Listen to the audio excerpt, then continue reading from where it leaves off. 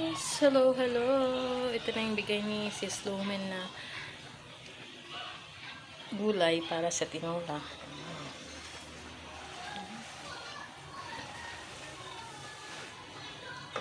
Tignan natin.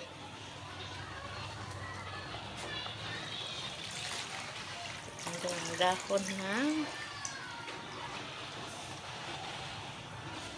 dahon ng sili.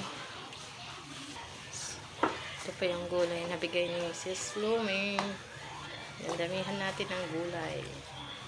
Ang tinola. Tinola ni Aling Lumen. Puro pakpak lang yan.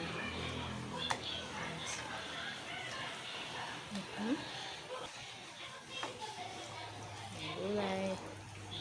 Nabigay ni Aling Lumen.